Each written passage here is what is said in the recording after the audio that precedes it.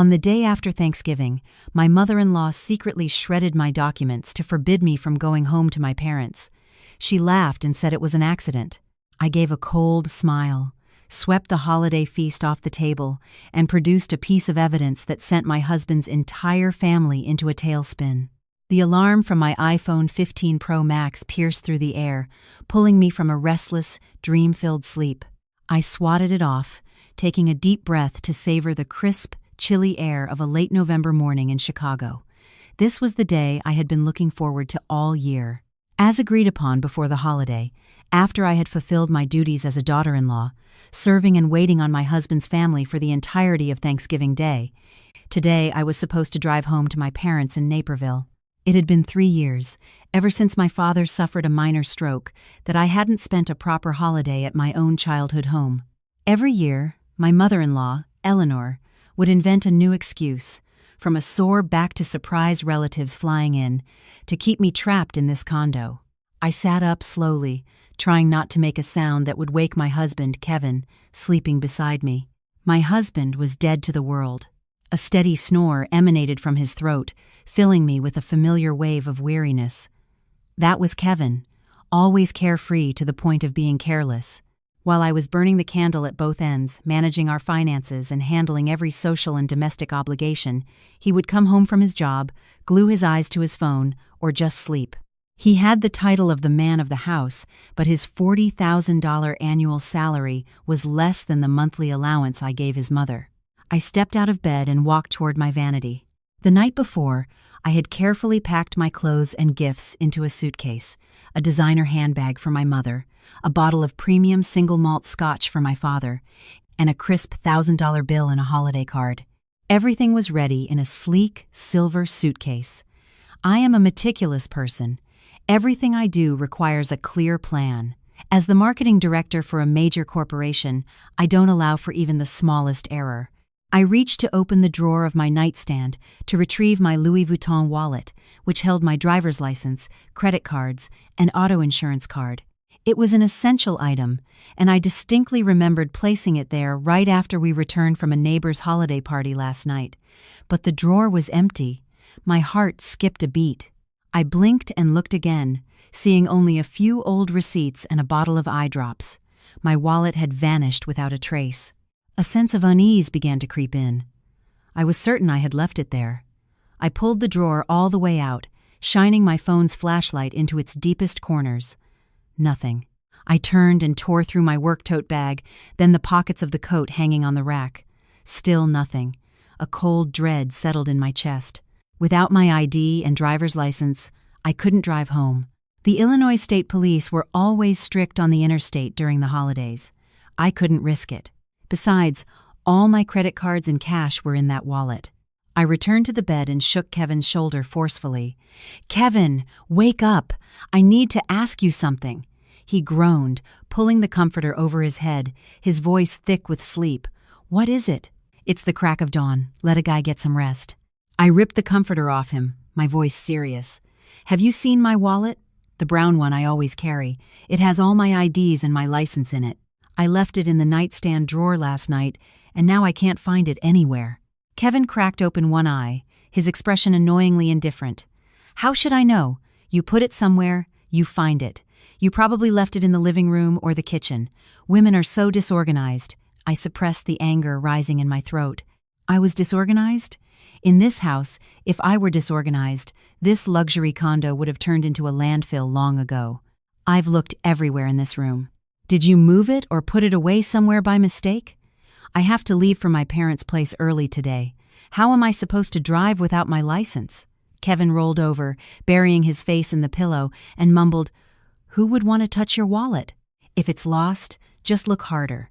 If you can't find it, then just stay home. It's probably a sign from God that you shouldn't go. Now stop bothering me. I was up late playing video games last night." Kevin's irresponsible words were like a bucket of ice water thrown in my face. "If you can't find it, just stay home." It sounded so casual, so dismissive. He didn't care one bit how much I had been looking forward to this trip. To him and his family, my visiting my own parents seemed like a trivial, unnecessary event. I stood motionless in the middle of the lavish but cold bedroom. This $1.5 million condo was an asset I had purchased with my own sweat and tears before we got married. Yet now, standing in my own home, I felt utterly alone and isolated. A dark premonition told me that the wallet's disappearance was not a simple case of my own forgetfulness. A hand had intervened, with the sole purpose of keeping me locked in this gilded cage for another holiday. I took a deep breath, forcing myself to stay calm. I couldn't let panic cloud my judgment. I walked out of the bedroom, deciding to search the living room and kitchen one more time. The early morning sun filtered through the floor-to-ceiling windows, illuminating the expensive leather sofa, but failing to dispel the gloom that had enveloped my mind. This holiday, it seemed, was already brewing a storm. As I stepped into the living room, the air still carried the faint scent of pine from the Christmas tree we had put up. The moment my bare feet touched the cool marble floor, I heard a clattering sound from the kitchen. My mother-in-law, Eleanor, was bustling around the kitchen island. Seeing me, she quickly dropped what she was doing and turned with an unusually bright smile. "You're up, dear? Why don't you sleep in a little more? It's only 6 in the morning." Eleanor was in her early 60s, short and stout, her face perpetually etched with a look of feigned hardship, but her eyes were sharp and darted about shrewdly. She was wearing a plush red robe and was placing a steaming tureen of turkey noodle soup on the counter. I tried to keep my tone normal as I replied, "I'm up getting ready to head to my parents' house, Eleanor. But it's strange. I can't find my wallet with all my IDs anywhere. I clearly remember putting it in the bedroom last night. Have you seen anyone go into my room?" Hearing this, Eleanor's expression immediately shifted to one of exaggerated alarm. She placed a hand on her chest and exclaimed, "Oh my goodness, you lost your wallet, honey? Heavens, heavens. No one ever goes in your room in this house. Kevin sleeps like a log, and Tiffany and her son are still asleep in the guest room. Maybe you left it at work?" "That's impossible, Eleanor. I used it to tip the doorman last night," I stated firmly. Eleanor clucked her tongue and shook her head dramatically. "Well, that is strange. Maybe a mouse dragged it away. These high-rises have mice, you know. Now, you just stay calm, and we'll look for it together. Maybe it fell between the sofa cushions or under the coffee table."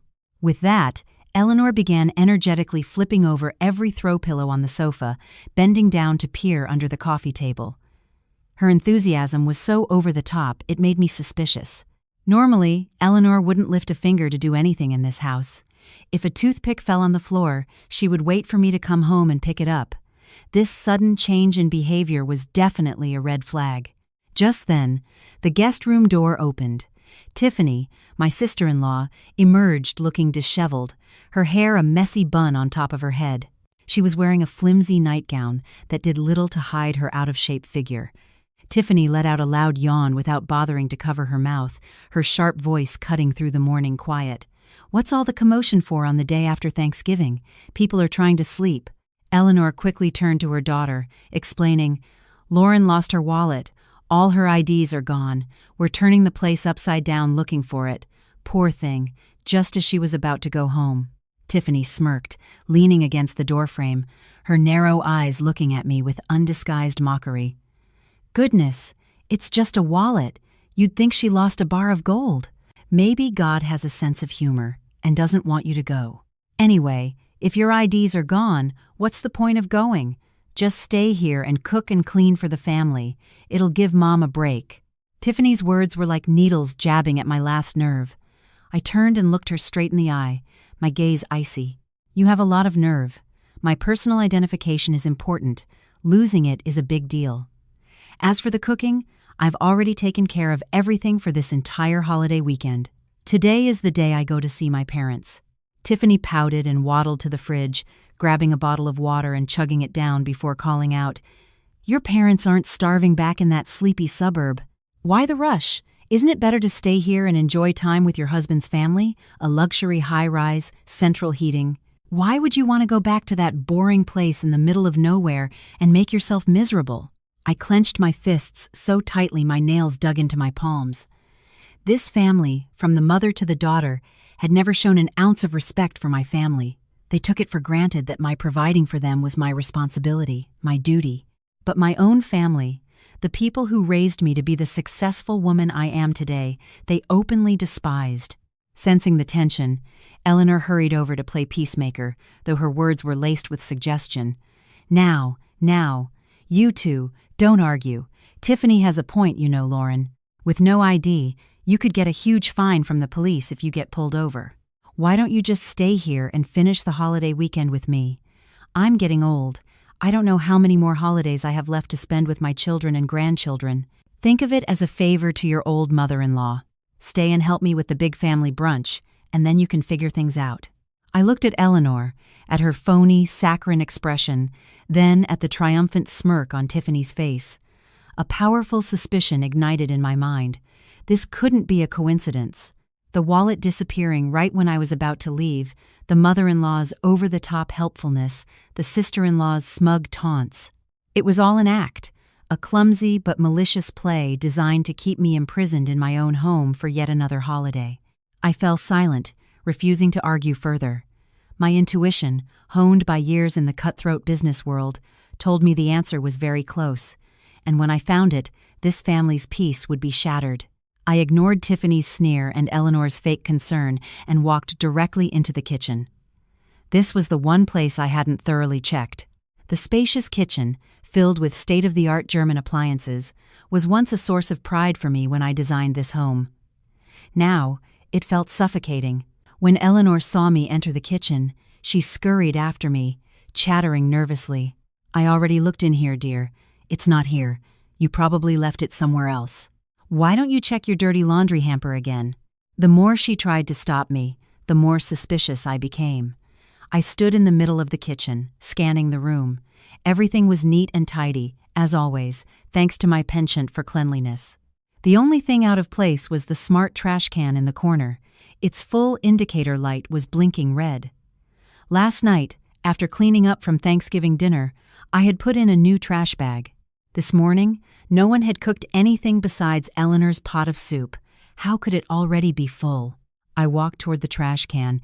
Eleanor suddenly lunged forward, trying to block my path. "Oh, honey, that trash can is filthy. What are you doing? Let me take it out later. Your pretty hands shouldn't be digging in the garbage." Her clumsy, startled reaction was a dead giveaway. I gently pushed her hand aside, my voice cold but firm. "Please move, Eleanor." I think I might have accidentally dropped one of my diamond earrings. I suspect it fell into the trash, so I have to check. At the mention of the word diamond, Eleanor's eyes lit up, and she froze. Seizing that moment of hesitation, I pressed the button to open the lid. A mixture of smells arose, but what caught my eye wasn't leftover food. It was a pile of sunflower seed shells, candy wrappers, and a large amount of shredded paper. Mixed in with the messy pile were familiar-looking blue plastic shards, cut into tiny, jagged pieces.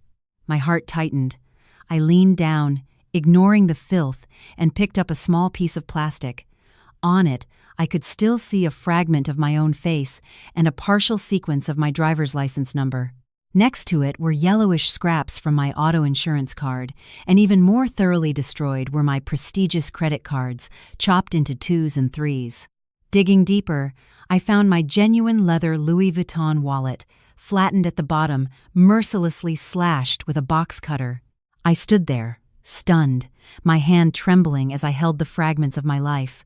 My driver's license, my insurance, my bank cards, everything that identified me, that gave me the freedom to travel and spend, was now just a pile of garbage. Eleanor, standing beside me, saw that I had discovered the truth and knew she could no longer hide it. Her demeanor changed in a flash, from worried to nonchalant, even a little smug. She slapped her thigh and exclaimed, "Ah, there it is. I thought it was a bunch of expired supermarket loyalty cards and other junk mail, so I just cut them up to tidy the place. Who knew it was your important papers? Oh my old eyes are so bad I didn't know what it was." I whipped around to face her, a furious rage building inside me so intensely I was speechless. Bad eyes?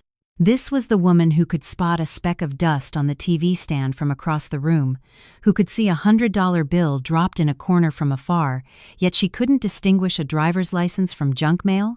And she had used scissors to meticulously shred each piece? Tiffany, leaning against the kitchen doorway, chuckled. "Mom already said it was an accident. She's old and gets confused. Why are you making a big deal out of it? Besides, Now that it's gone, it's a sign you shouldn't travel. Stay home for the holiday, it's safer. You can get new documents after the weekend. With your connections, it'll be a piece of cake. I looked at Tiffany's malicious smile, at Eleanor's shameless, feigned innocence. They felt no remorse. On the contrary, they were gloating because their plan had succeeded perfectly. They had calculated everything, destroying every means for me to leave this house, forcing me to stay and be their maid while they enjoyed the holiday. I clenched my fist, the sharp edges of the plastic shards cutting into my skin, but that pain was nothing compared to the seething bitterness in my heart. For 5 years, I had been patient, I had sacrificed, I had provided for them like they were royalty, only to be treated with such cruel contempt. You said it was an accident, Eleanor?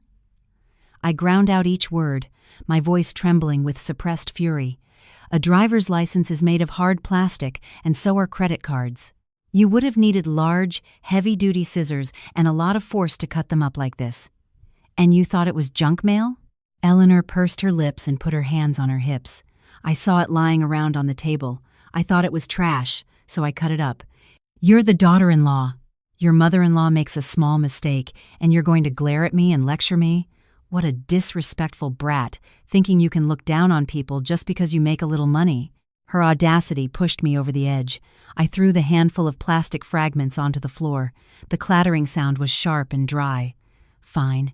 You want me to stay? You want me to serve you hand and foot? All right then. Today, I'll show you just how high the price is for keeping me here. I turned and strode out of the kitchen, leaving the two of them with stunned expressions. They thought that by destroying my documents, I would submit, that I would obediently go back to the kitchen and cook for them. They were wrong. They had just lit the fuse on a bomb, and I was about to detonate it. I walked swiftly to the living room, where the large oak dining table was laden with a beautiful post-Thanksgiving brunch. This was the feast I had woken up at 4 a.m. yesterday to prepare, simmering and seasoning every dish. There was a perfectly roasted golden brown turkey, a gourmet sausage and cranberry stuffing, a creamy green bean casserole, and a vibrant pumpkin pie, all perfect and elegant, befitting the status of a family that I had broken my back to support. Kevin had finally dragged himself out of bed and was now sitting with his feet up on a chair, tearing into a turkey leg with his hands. Seeing my thunderous expression, he nonchalantly swallowed a mouthful of meat and asked a clueless question. "Did you find it yet? If not, forget about it and get some plates. I'm starving. Where are Mom and Tiffany? Call them out to eat." I looked at Kevin, then at the bountiful feast. Memories of my 5 years as a daughter-in-law flooded back like a slow-motion film. The first year, I was pregnant and still had to wash dishes for 20 people because his relatives came over. Eleanor said a new daughter-in-law had to show she was capable. The result was that I had a pregnancy complication and had to be hospitalized for a month with not a single person from his family visiting. Only my own mother made the long trip to care for me. The second year, I had just given birth, my C-section scar still raw. Eleanor made me cook because our housekeeper was off for the holidays. Surely she couldn't let an old woman do it. Kevin, meanwhile, was out drinking with his friends every night, coming home drunk and vomiting for me to clean up. The third year, the fourth year, every year was an endless cycle of me slaving away in the kitchen while they dressed up, went to parties, and posted photos on Facebook with captions like, "A blessed and happy family holiday." Their happiness was built on my silent suffering and sweat. And this year, the 5th year, they shredded my driver's license, cutting off my path home, just so I could continue being their servant. Eat? I let out a dry laugh, a laugh that sent a chill down my own spine. You all want to eat so badly, don't you? Kevin stared at me, bewildered. Are you crazy? Laughing to yourself like that. Hurry up and get the plates. Eleanor and Tiffany had just come out of the kitchen, their faces still a bit wary, but their eyes lit up at the sight of the delicious spread. Eleanor waved her hand dismissively. All right, let's forget what happened and eat. That beautiful turkey will get cold. I called dibs on the crispy skin. She reached out to grab a piece of turkey. I swung my arm and violently knocked the large tureen of hot turkey noodle soup onto the floor. The porcelain shattered with a deafening crash, and hot broth splattered all over Eleanor's and Tiffany's expensive robes. Ah! Are you insane? It's hot! Eleanor shrieked, jumping back as if electrocuted. The entire room fell silent for a moment. Kevin's jaw dropped, the turkey leg falling from his hand. Tiffany stared at me as if I were a monster. I didn't stop there. I grabbed the edge of the tablecloth and with all my strength yanked it towards me. With a tremendous crash, the entire magnificent feast, all my effort, all that money, came tumbling down onto the polished marble floor. The roast turkey rolled away, the pumpkin pie splattered, and stuffing scattered everywhere, mixing with the broken shards of porcelain. The scene was a chaotic, devastating mess, just like my heart at that moment. "Eat! Go on, eat!" I screamed, my voice cracking from years of suppressed resentment. "You wanted me to stay and serve you, didn't you? Here is my service. Eat it all." Kevin jumped to his feet, his face crimson, and lunged toward me, pointing a finger in my face. What the hell do you think you're doing? You dare to ruin the family meal? Are you starting a rebellion?" I stared straight into his eyes, unflinching. "Yes, I am." "What do you people take me for? A dog? A slave in this house? You cut up my documents, you imprison me, and you force me to serve this miserable family? Let me tell you something. Now that my IDs are destroyed, this whole holiday is going to be destroyed too." Eleanor, while dabbing at the soup stains on her robe, started wailing theatrically. "Oh, heavens! Everyone, come and see! My daughter-in-law is attacking her mother-in-law and desecrating our family traditions. My family is so unfortunate, Tiffany chimed in. "You dare do this to my mother? I'm calling the police to arrest you right now." I burst out laughing, a loud, sharp laugh that echoed through the messy room. "Go ahead, call the police. Call them right now. I'll be sure to report Eleanor for felony destruction of property and unlawful restraint. Let's see who gets arrested." Hearing the words police and destruction of property, Eleanor's face went pale. She knew perfectly well that destroying someone else's government-issued ID and credit cards was against the law. But she never imagined that her quiet, submissive daughter-in-law would one day fight back so fiercely and know the law so well. I stepped over the wreckage and walked toward the large-screen TV in the living room. "You all thought I knew nothing? You thought your little scheme at 4 a.m. would go unnoticed?" I picked up the remote, turned on the TV, and connected it to my phone. "Open your eyes and watch this." On the television screen, a sharp, black-and-white image appeared from a security camera. It was footage recorded at 4:15 a.m. In the video, Eleanor tiptoed into my bedroom while Kevin and I were fast asleep. She gently opened the nightstand drawer, took out the wallet, and carried it to the kitchen.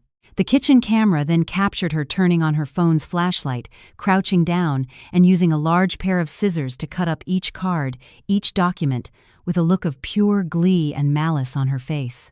The three of them stood frozen, staring at the screen. Kevin stammered, unable to form a word. Tiffany's mouth hung open. Eleanor was trembling, her face drained of all color. The evidence was undeniable. "So, Eleanor, are you still going to say your eyes are bad and it was an accident?" I asked, my voice like steel. "I had this camera installed last week to prevent break-ins. I never thought the thief would be living inside my own house." I looked directly into the eyes of Kevin, the useless husband I had protected for 5 years. "Look closely at your mother, and look closely at this scene. This is the last meal I will ever cook for this family. From this moment on, don't expect another penny from me. Don't expect me to lift a single finger to do anything. The war has just begun, and I, Lauren, will never back down again." The high-definition TV screen replayed every single one of Eleanor's stealthy actions.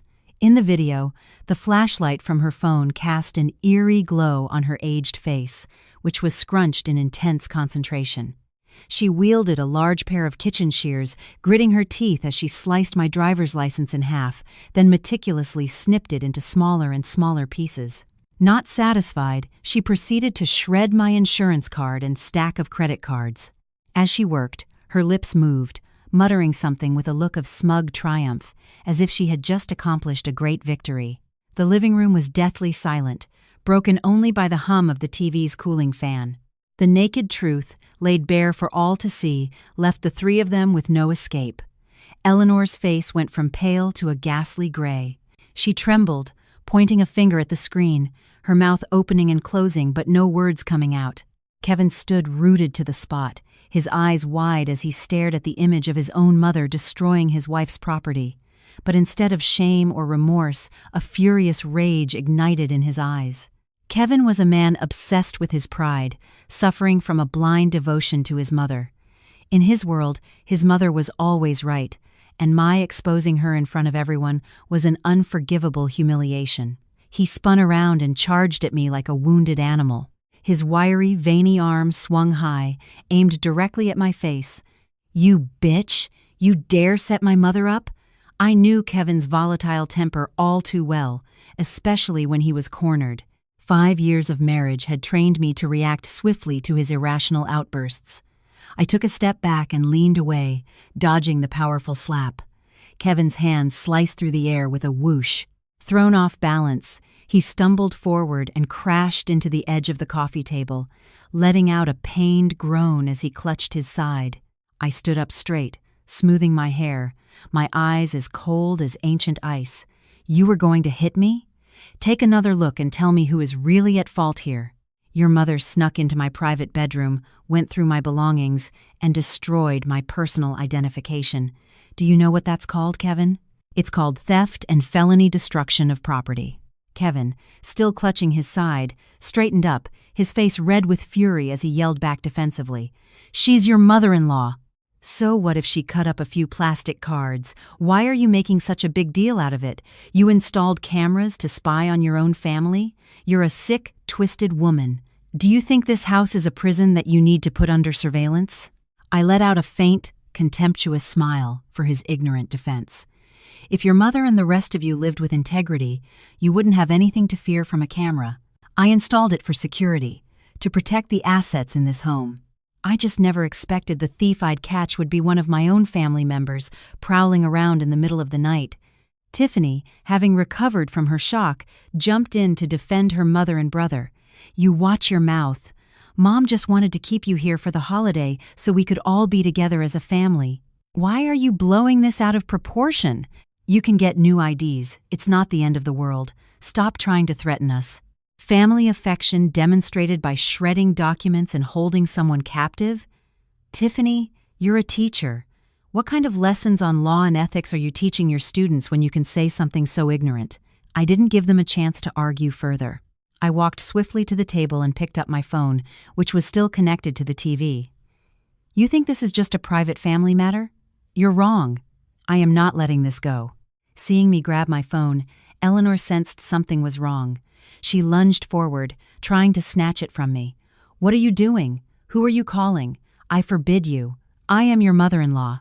I have the right to discipline you." I held the phone high, out of her reach, my gaze firm and unforgiving. "You have no rights over my property or my person, Eleanor.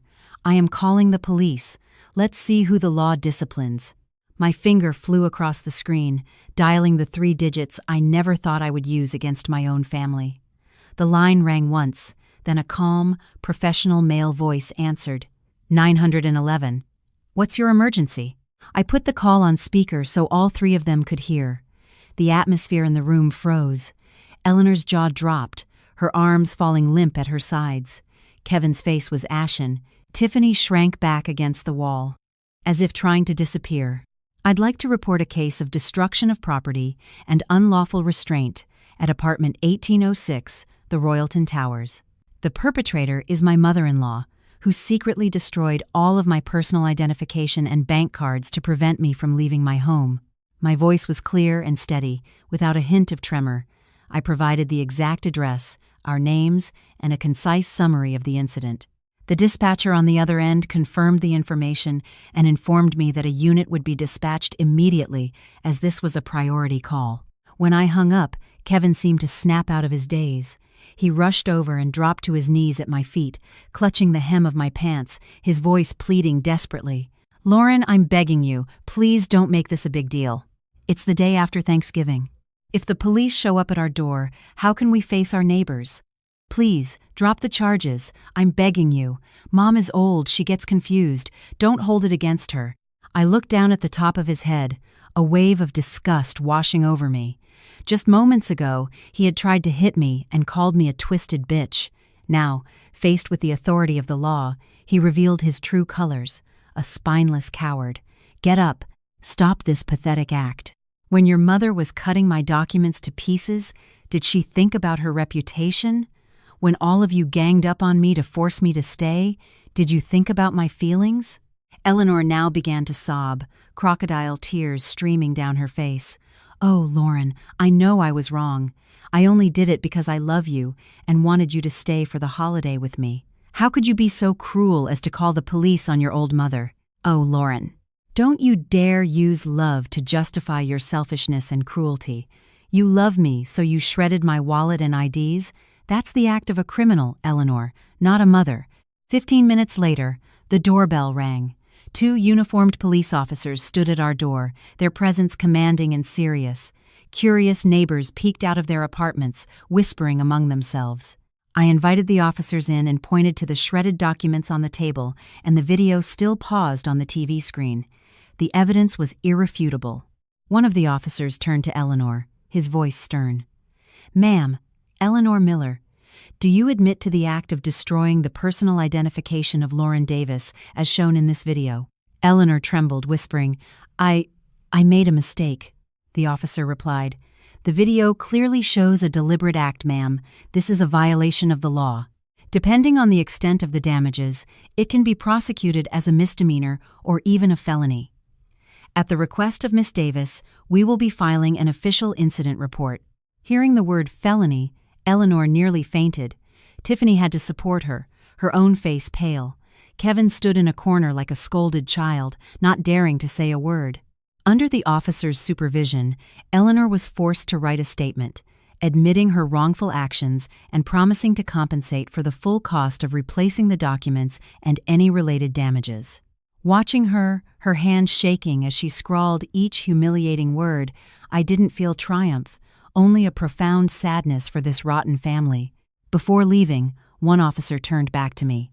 "Miss Davis, you have the right to press charges if a compensation agreement cannot be reached. We advise the family to maintain order and refrain from any acts of intimidation or violence against you. We will be monitoring this situation." The door closed, leaving the 4 of us in the cold, silent room. Eleanor collapsed onto the sofa, her face a mask of despair.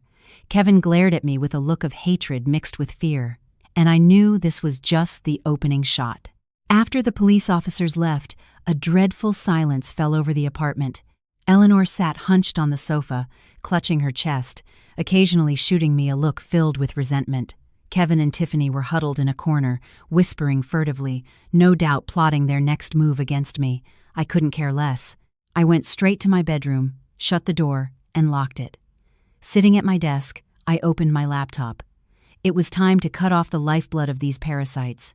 For 5 years, I had been too generous, too foolish, allowing them to live lavishly off my hard work. First, I logged into my banking app. Kevin had a supplementary credit card with a $5,000 limit, which I had set up for him. Every month, he used it to treat his friends to drinks, buy the latest gadgets, and purchase in-game items. He never once asked how hard I worked to earn that money. He just expected me to pay the bill when it came. I navigated to the card management section and selected the supplementary card under the name Kevin Miller. My finger hovered over the touchpad for a second before I decisively clicked Permanently Block Card. A confirmation pop-up appeared. I clicked Confirm without hesitation.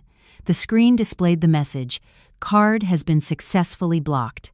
Next, I dealt with Tiffany. My sister-in-law didn't have a supplementary card, but she had shamelessly linked her Venmo, PayPal, and DoorDash accounts to my bank account. She had done it sneakily one day, borrowing my phone under the pretense of ordering medicine for her mother. When I found out, she played the victim, saying, "We're family, why be stingy over a few dollars?" Her few dollars amounted to thousands in clothing and cosmetics orders each month. I went into my account settings, found all the linked third-party apps, and one by one, unlinked them all. The feeling of severing each of these financial leeches was incredibly liberating. But I wasn't done. I called my bank's customer service line and requested a complete overhaul of my security, changing my PIN, online banking password, and canceling all automatic monthly transfers to my mother-in-law's account. I had been giving Eleanor $1,000 a month for spending money, not to mention covering all the groceries and utilities. Yes, ma'am. Your requests have been processed. Is there anything else I can help you with? The sweet voice of the customer service representative came through the line. Thank you, that's all. I hung up, leaned back in my chair, and let out a long sigh of relief. It was done. The parasitic tentacles had been severed. From now on, if they wanted to eat, they had to work. If they wanted to spend money, they had to earn it themselves. Outside in the living room, I heard Kevin's phone begin to ping incessantly, no doubt text alerts from the bank about his blocked card. What the hell? Card blocked? Lauren, what did you do? Kevin's roar was muffled by the thick wooden door. I smirked. This is just the beginning, my dear husband. Your real nightmare starts now. I put on my noise-canceling headphones, played some calming classical music, and ignored the furious pounding on my door. Let's see how long your pride lasts without my money. The clock struck noon, and my stomach began to grumble. I calmly took out a gourmet instant spaghetti meal from my emergency stash, the kind I always kept for business trips. A few minutes in the microwave, and a delicious meal was ready. The rich aroma of bolognese sauce filled my bedroom, a stark contrast to the hungry, tense atmosphere outside. In the living room, the feast I had swept to the floor remained untouched. Shards of porcelain, turkey bones, and splattered pie created a sticky, disgusting mess that was beginning to emit a sour odor. Of course, none of those three lazy individuals would bother to clean it up. They were still waiting for me to cool down and clean up the battlefield as I always did. They were in for a long wait. Tiffany was sprawled on the sofa, clutching her stomach and whining. I'm starving, Mom. I haven't eaten a thing all day. That bitch Lauren is hiding in her room eating by herself. Is there anything to eat in the house? Eleanor sighed dramatically. What is there? The fridge is full of raw ingredients, but who's going to cook? And the kitchen is a disgusting mess. I lose my appetite just looking at it. Tiffany sat up and grabbed her phone. Fine, I'll order food. Most places are closed, but the pizza and fried chicken joints should be open. I'll get a seafood pizza and a family bucket of fried chicken. That will show her. Her fingers flew across the food delivery app. She placed an extravagant order: 2 large pizzas, a bucket of fried chicken, fries, and sodas, totaling nearly $200. She was used to spending without looking at the price, since it always came out of my account. Orders in. Food will be here in about 30 minutes, Tiffany announced triumphantly. 30 minutes later, the doorbell rang. A delivery driver, sweating despite the cold, stood there with bags of fragrant food. Tiffany eagerly went to receive the order. That will be $185, ma'am. Will you be paying with a card or cash? The driver asked. Tiffany held up her phone to pay with her linked account, but the screen flashed a red error message. Transaction failed. The linked account has been removed or has insufficient funds. She frowned and tried again. The same result. A sweat broke out on her forehead. What's wrong with the network today? Just a second. She turned and called for Kevin. Kevin, come pay for this. My app is acting up. Kevin sauntered out and handed the driver his sleek black credit card. Here you go, buddy. The driver swiped the card, but the machine beeped and printed out a small slip. Transaction declined. Card has been blocked. Kevin stared at the slip, then at the driver, his face flushing with embarrassment. Try it again. Your machine must be broken. My card has a $5,000 limit. I already tried twice, man. Your card is blocked. Do you have cash? I've got other deliveries to make, and it's freezing out here, the driver said, his patience wearing thin. Kevin and Tiffany looked at each other, frantically searching their pockets. Kevin only had a few dollars for parking. Tiffany never carried cash. Eleanor came out from her room and emptied her purse, producing only about $40 in small bills she'd gotten from relatives. Between the three of them, they couldn't even scrape together $50. The driver looked at them with contempt. Look, if you don't have money, don't order a feast. What a waste of my time on a holiday weekend. Just admit you're trying to scam a free meal. He snatched the bags of food back and turned to leave, muttering curses that echoed down the hallway. Tiffany stood frozen, watching the fried chicken disappear, her empty stomach rumbling in protest. Kevin kicked the doorframe and slammed the door shut. Eleanor collapsed onto a chair, moaning about her bad luck. In my room, I watched the whole scene unfold on the security camera feed from the front door, laughing so hard my sides ached. The sight of my enemies, hungry and humiliated because they were broke, was more satisfying than any gourmet meal. After I finished eating, my energy restored, I decided to execute the next phase of my plan to eradicate the parasites in my home. I walked over to the vanity in my bedroom. The sight that greeted me sent a fresh surge of anger through my veins. My vanity, where I cherished every expensive skincare product, was now a disaster zone. My bottle of SK2 Essence, worth over $200, was spilled all over the surface.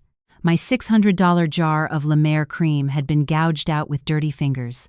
Several of my Tom Ford and Gucci lipsticks were broken, their tips smashed. But what infuriated me the most was my red velvet jewelry box, sitting wide open. My 24-karat gold necklace with a pearl pendant, a gift I had bought myself to celebrate a promotion last month, was gone. I knew exactly who the culprit was. No one in this house had sticky fingers like Tiffany. She was always envious of my designer items. Whenever I wasn't home, she would sneak into my room, try on my clothes, and slather my makeup on her face for selfies to post on her fake glamorous social media. I picked up the empty SK2 bottle and marched to the guest room where Tiffany and her son were staying. I didn't knock. I shoved the door open. Tiffany was sitting on the bed, holding a mirror, my gold necklace around her neck, her face caked with my foundation. Her son, Jacob, was using another one of my lipsticks to scribble on the wall. "Hey, what are you doing barging in here like a maniac?" Tiffany shrieked, startled, instinctively covering the necklace with her hand. I strode forward and ripped the necklace from her neck, so forcefully it left a red mark on her skin. "Maniac? Are you talking about yourself? Who gave you permission to enter my room and go through my things? Who gave you permission to wear my necklace? Who gave you permission to use my cosmetics?" Tiffany rubbed her sore neck, her face defiant. "Geez, I was just trying it on. What's the big deal? We're family. Are you really that stingy over a cheap necklace?" "Borrowing without asking the owner's permission is called stealing, Tiffany. And that makeup you smeared all over your face and ruined? That essence was $200, the cream was $600, and each lipstick is $50. The total damage here is well over $1,000. I tossed the empty bottle into her lap. "Pay up. Right now." Tiffany sneered. "Where would I get that kind of money? Besides, you're rolling in it. A few jars of face cream are nothing to you. Consider it a late holiday gift for your sister-in-law. I have no obligation to give gifts to a thief. Listen closely. 1. You pay me back for the cosmetics and the damage. Or 2.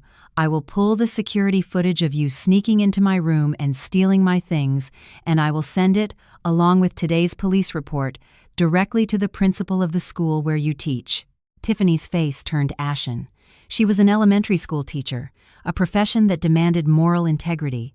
If she were exposed as a petty thief, with irrefutable evidence, she would be fired and blacklisted from the education field for life. You wouldn't dare," she stammered, her voice trembling. "Why wouldn't I? Do you think I have any respect left for this family? I'm giving you 5 minutes to think. Write me an IOU for $2,000, promising to pay it back within 1 month. If you don't, the video will be on your principal's desk tomorrow morning." I threw a pen and paper in front of her. She looked at me with pure hatred, but the fear of losing her job was greater. Biting her lips so hard it bled, she took the pen with a trembling hand and wrote the note.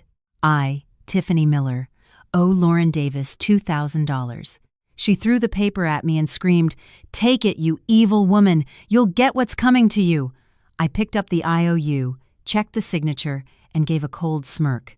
Maybe I will, maybe I won't. But right now, you should worry about how you're going to pay me back. Oh, and you'd better teach your son some manners. The next time I see him drawing on my things with my property, I won't just demand money, I'll break his hands.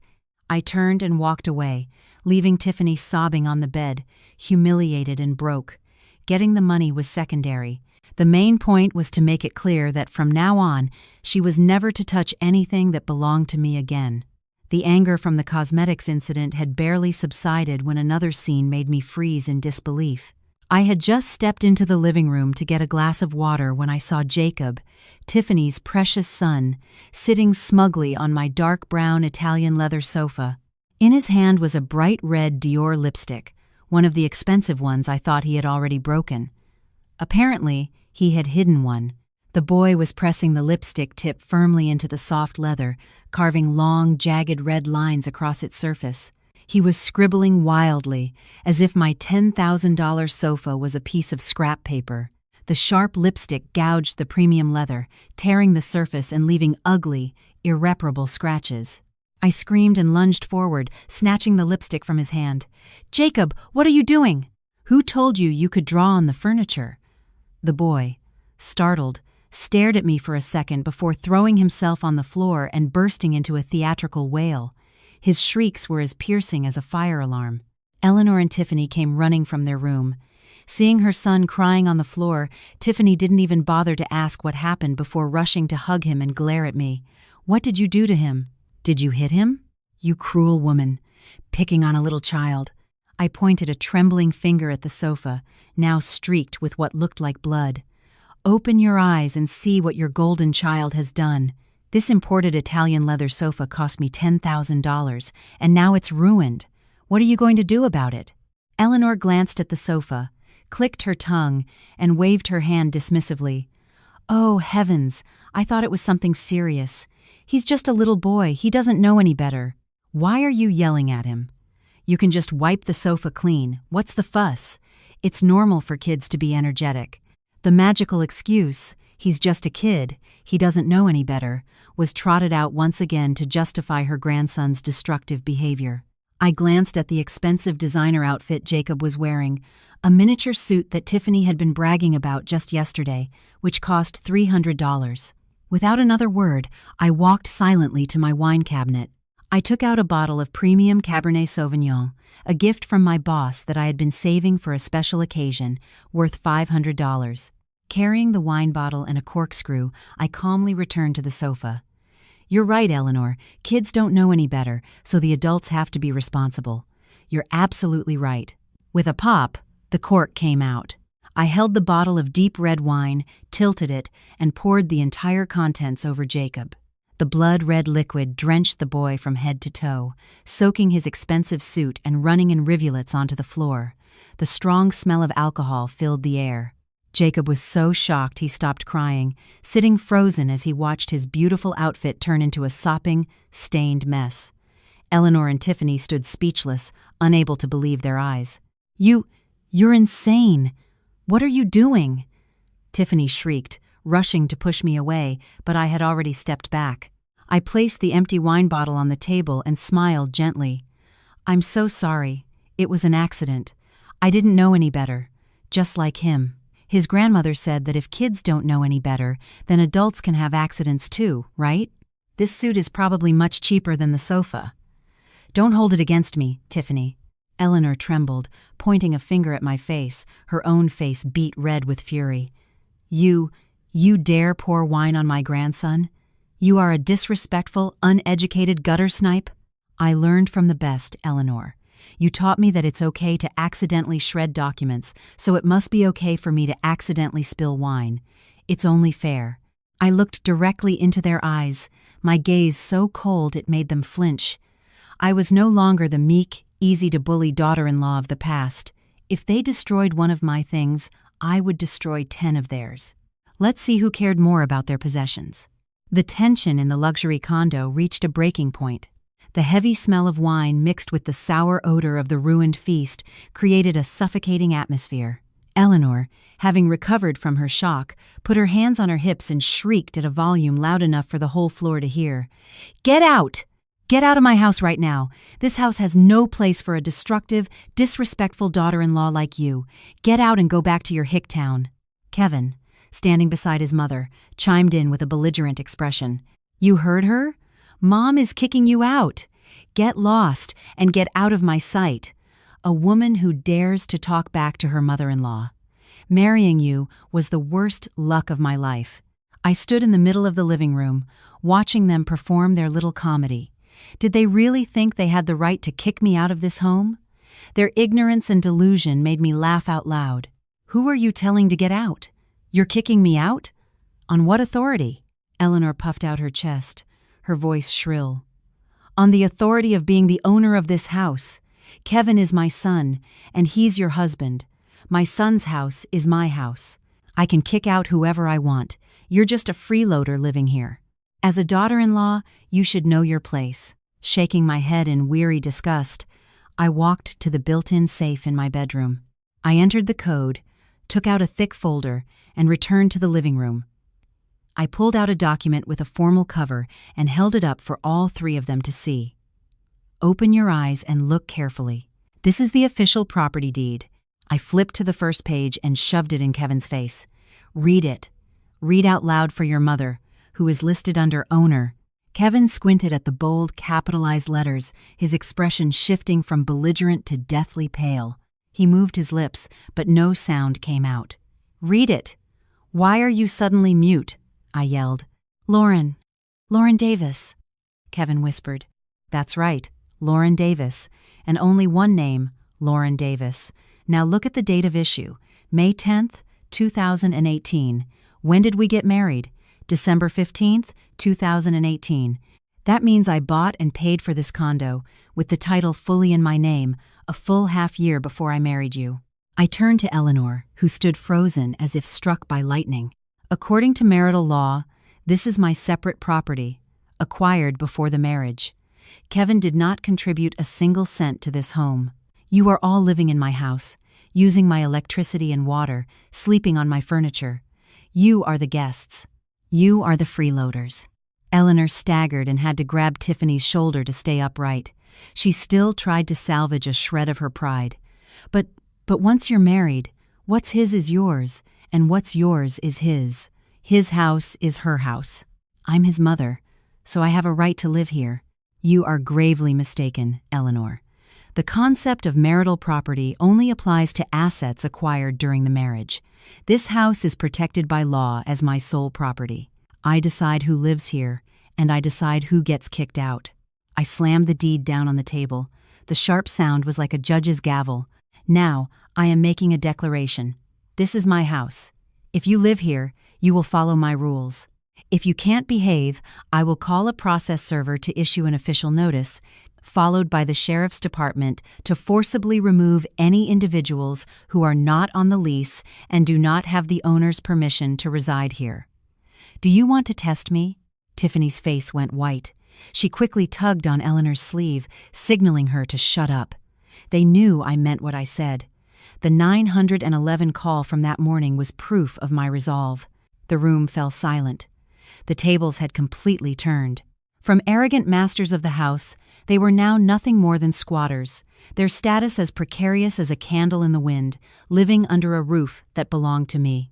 After my ironclad declaration of ownership, the three of them deflated like punctured balloons. They shuffled back into the guest room, whispering and plotting their next move. I ignored them, leisurely cleaning up the worst of the mess in the living room before settling down to watch TV, savoring my temporary victory. By evening, their door creaked open.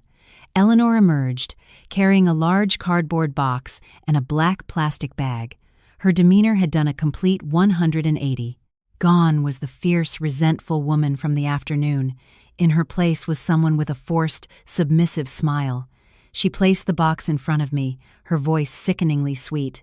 Lauren, dear, I've had some time to think.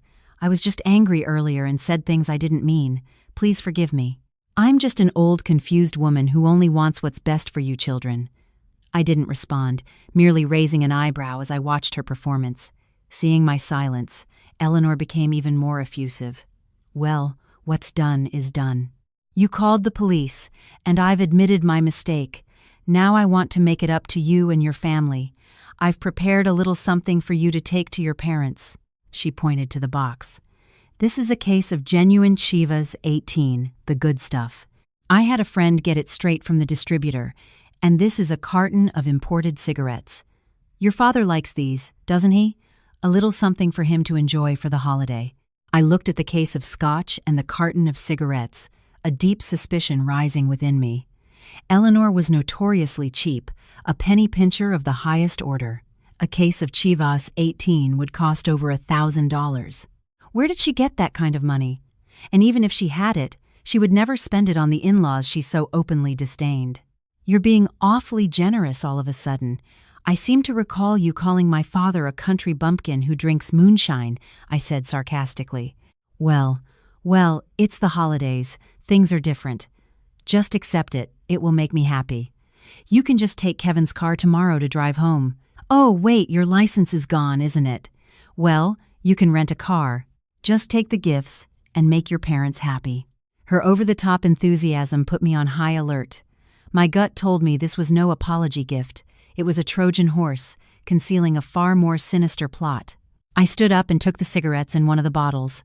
All right, if you're so sincere, I'll accept. But I'm a careful person. A gift for my parents has to be inspected. I wouldn't want to give my father something of poor quality that could make him sick. Eleanor's face flickered with panic, but she forced a smile. Oh, you're always so suspicious. I bought this from a trusted source. It's 100% authentic. Just take it as is. Don't open it and ruin the nice packaging. It's fine. I'll just check the seal. I'm heading downstairs to run a quick errand anyway. I'll ask one of the security guards who knows his liquor to take a look for me, just to be sure. Without waiting for her to object, I carried the gifts and walked straight to the door. Eleanor scrambled after me, trying to stop me, but it was too late. I took the elevator down to the lobby. It was bustling with residents exchanging holiday greetings. I wanted to inspect the gifts publicly, in front of witnesses, so if something was wrong, she would have no way to deny it. The lobby of the Royalton Towers was magnificently decorated. A few neighbors I knew glanced over as I approached, my arms full. I placed the case of liquor on a large marble table in the center of the lobby for everyone to see. Eleanor had scurried down after me, her face slick with nervous sweat. She grabbed my arm and whispered frantically, "Lauren, please, let's take this back upstairs. Don't air our dirty laundry in public. Just trust me." I pulled my arm away and laughed loudly enough for everyone to hear. "Eleanor, you gave my father such a precious gift. I have to show it off to our neighbors so everyone can see what a thoughtful and generous mother-in-law I have." I took out a box cutter I'd brought from upstairs and sliced open the packing tape on the box. Inside were 6 bottles labeled Chivas Regal 18. They looked impressive at first glance, but as soon as I picked one up, I knew something was wrong. The cap felt loose, and the tax stamp looked like a cheap, blurry photocopy. I twisted the cap hard. It came off with surprising ease, without the satisfying crackle of a proper seal. Instantly, a harsh chemical odor assaulted my nostrils. It wasn't the smooth, mellow aroma of aged whiskey. It was the smell of industrial alcohol, like cheap hand sanitizer mixed with an overpowering artificial fragrance. My God, what is that smell? A woman standing nearby exclaimed, covering her nose. I poured a small amount of the brownish liquid into a plastic cup from the water cooler.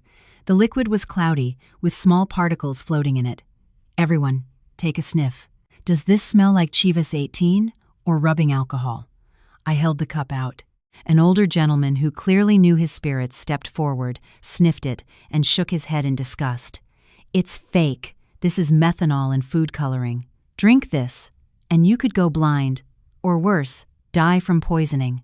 Who would be evil enough to give this as a gift?" I turned to look at Eleanor, who was trembling, her face completely drained of color. Kevin, who had just run downstairs, saw the scene and went pale. I wasn't finished. I picked up the carton of cigarettes and tore off the cellophane. The packaging was flimsy and the printing was blurry. I ripped open a pack. Inside were not cigarettes, but paper tubes filled with sawdust and shredded cardboard dyed brown. I held up a handful of the sawdust for everyone to see. "Take a look, everyone. This is the apology gift my mother-in-law prepared for me to give to my own father. Industrial alcohol and cigarettes made of garbage. If my father drank this, our family might be planning a funeral this holiday." The entire lobby erupted in gasps of shock and outrage. Scornful, judgmental eyes turned on Eleanor and Kevin. How can someone be so wicked? Is she trying to murder her in-laws? She looks respectable, but her heart is pure poison. Kevin, seeing the situation spiral, tried to do damage control. My mother was tricked. She bought counterfeit goods without knowing. Who would try to poison their own family? Eleanor stammered in agreement. Yes, I was cheated. I'm old. I don't know any better. I saw it was cheap, so I bought it. In her panic and fury at being exposed, Eleanor blurted out a sentence she would regret for the rest of her life. Besides, her father is a country bumpkin used to drinking moonshine. This stuff wouldn't kill him. At worst, he'd get a stomachache. If he died, that's his family's problem. What does it have to do with me? Why are you all ganging up on me? The moment the words left her mouth, the lobby fell silent. The absolute, bottomless cruelty in that statement sent a chill through everyone present. She wasn't just cheap, she valued my father's life less than dirt. I looked at her, and my disappointment morphed into pure, undiluted hatred. This was no longer a mother-in-law-daughter-in-law dispute. This was a battle between good and evil, and I would never forgive this woman. Eleanor's statement, "If he died, that's his family's problem," was the final straw, igniting the fury of every resident in the lobby. People started whispering, pointing, and pulling out their phones to record. I knew this was my moment to deliver a fatal blow to this family's fragile, hypocritical pride. Maintaining a cold expression, though a fire of vengeance raged within me, I calmly took out my own phone and began recording. I captured the fake liquor bottles reeking of chemicals, the pile of sawdust from the cigarette pack, and most importantly, the shameless, cruel face of Eleanor and the cowardly, flustered expression of Kevin. Did everyone hear that? My mother-in-law just said my father's life doesn't matter. She knowingly bought poison to harm someone, and when caught, she denies it and speaks with such malice. I ended the video and immediately opened the building's community app. I was an active member of the Royalton Towers Residents Group, which had over 500 members. It was a place where information, from minor complaints to major scandals, spread like wildfire. I composed a new post, attaching the video and close-up photos of the evidence. To my dear neighbors of the Royalton Towers, this is Lauren from apartment 1806. Today, I am exposing the true nature of my mother-in-law, Eleanor Miller, and her family. This morning, she destroyed my driver's license and IDs to trap me at home. This afternoon, she pretended to apologize by giving me a case of liquor and cigarettes for my father.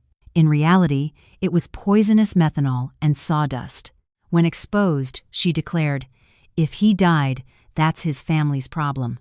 I am posting this as a warning to all of you about this dangerous and wicked person, and as evidence should anything happen to my family. A woman who would poison her in-laws does not deserve to be part of our civilized community. I hit post. In less than a minute, my phone and the phones of others in the lobby began buzzing nonstop. The comments flooded in. "Oh my God, that is pure evil. That old woman is on the 18th floor, right? She looks so sinister. We should petition to have her evicted. This is a safety hazard. Lauren, you are too kind. You should press charges for attempted murder." The notification sounds from Kevin's phone were incessant. He looked at his screen, and his face turned a deathly gray. He knew that from this moment on, his family's reputation in this building was utterly destroyed. Wherever they went, they would be met with looks of disgust and contempt. Eleanor saw everyone staring at their phones and then back at her with loathing. She panicked and screamed, "What did you do? What did you post online? Delete it! I said delete it now!" She lunged at me to grab my phone, but this time, I didn't have to move. Two burly neighbors stepped in front of me, blocking her path. "Get back, lady. Don't you touch her. Are you going to start a brawl in the lobby?" Eleanor was trapped in a circle of righteous anger. She looked around and saw only cold, alienating stares. She collapsed to the floor, covering her face and wailing, but no one had any sympathy left for her fake tears. Her reputation, the one thing she valued more than human life, had just been utterly annihilated by her own hand. After the shocking exposé in the lobby, the atmosphere in my apartment became suffocatingly quiet. Eleanor and Kevin seemed to have finally realized that their tactics of bullying, threats, and feigned affection no longer worked on me. They retreated into themselves, moving about the condo like ghosts, avoiding eye contact. But I knew the greedy nature of these people. Their silence was merely a temporary retreat before they launched a bigger, more insidious plot targeting the assets they so desperately coveted. That evening, Eleanor called a family meeting. She sat primly on the sofa, her face a mask of false solemnity, though her shifty eyes betrayed her calculating mind. Tiffany sat beside her, occasionally glancing at me with a smug, knowing look. Kevin just stared at the floor. Eleanor cleared her throat. "Lauren, what happened this afternoon was my fault, and I accept that. But at the end of the day, we are still family. I've been thinking, you and Kevin have been married for 5 years and still don't have a child. As the old saying goes, a fruitless tree is a useless tree. A woman who can't bear children is worthless. Who will carry on the family name?" I sat across from them, calmly sipping my tea, letting her spin her tale. I wanted to see what pathetic scheme she would come up with next. Mistaking my silence for acquiescence, she pressed on. "This condo is the fruit of your labor, I know that, but you have no children to leave it to. When you're gone, you can't take it with you. Meanwhile, Jacob here is the heir to our family name. He's a bright boy with a great future," Tiffany chimed in, pushing Jacob forward. "That's right, Aunt Lauren. Jacob loves you so much. If you treat him like your own son, he'll take care of you in your old age. Otherwise, what's the point of holding on to this condo? If something happens to you, your assets will just go to strangers." Eleanor nodded, delivering the final blow. "So, I have a proposal that benefits everyone. You should sign the deed of this condo over to Jacob. Consider it a gift from an aunt to her deserving nephew. In return, I'll make sure Kevin doesn't divorce you. You can keep your status as his wife, and Jacob will provide for you when you're old." At this, I couldn't help but burst out laughing. The sound was cold and mocking, and it made the three of them stare in confusion. So this was their grand plan, to guilt me over my childlessness and trick me into handing over my multi-million-dollar condo to that spoiled brat. I set my teacup down with a sharp click. "You want me to sign my home over to your grandson? Fine." Eleanor's and Tiffany's eyes lit up. "Really? You agree?" Tiffany exclaimed. "Let's get a notary to come to the house tomorrow." "Not so fast, Tiffany. I said fine, but with conditions. I bought this condo for $1.5 million. Its market value is now over $2 million. I'm a businesswoman. Everything must be transactional. If you want me to sign it over to Jacob, you can present me with $2 million. In cash.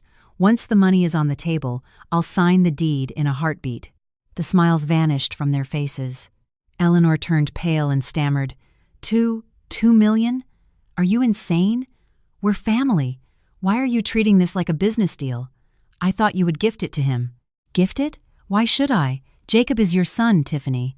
Not mine. I have no responsibility for his future.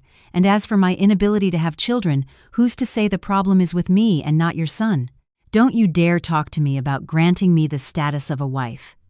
This is the 21st century. I can live a much better, richer life without a husband. The real burden is supporting a pack of freeloaders." I stood up, looking at their crestfallen faces. "Remember this. What is mine is mine. Don't you ever try to use sentiment, family ties, or fake morality to extort it from me. If you want this house, buy it. Otherwise, shut your mouths and learn your place." After the spectacular failure of their inheritance scheme, Kevin, in a desperate attempt to salvage some shred of his masculinity, begged me to attend his high school reunion with him.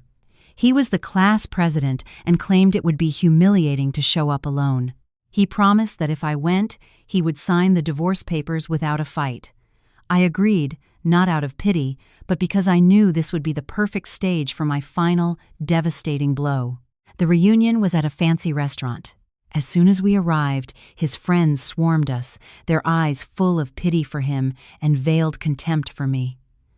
During dinner, one of his drunk friends slurred, "So, Kevin, still no kids? My wife and I have 3, and it's exhausting." "You've got it easy." The table erupted in laughter. Kevin, his face red, glanced at me and said loudly, "What can I do? My wife is too focused on her career. Her health isn't great for, you know. We've tried everything. Kids are a gift from God. If he doesn't give, you can't receive." He was blaming me. His friends piled on. A woman's purpose is to have children. All that money is useless without an heir. Kevin, you should find a surrogate. I sat silently, letting their venom wash over me. Kevin looked at me, smug, expecting me to shrink in shame. He was wrong.